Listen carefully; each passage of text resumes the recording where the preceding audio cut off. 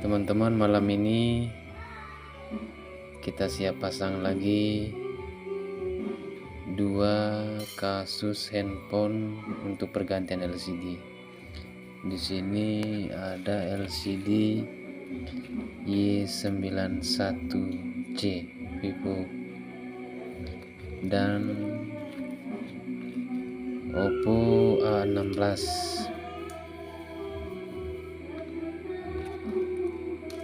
Selanjutnya kita akan coba pasang 2 LCD ini, mudah-mudahan hasilnya memuaskan dan HP-nya kembali normal.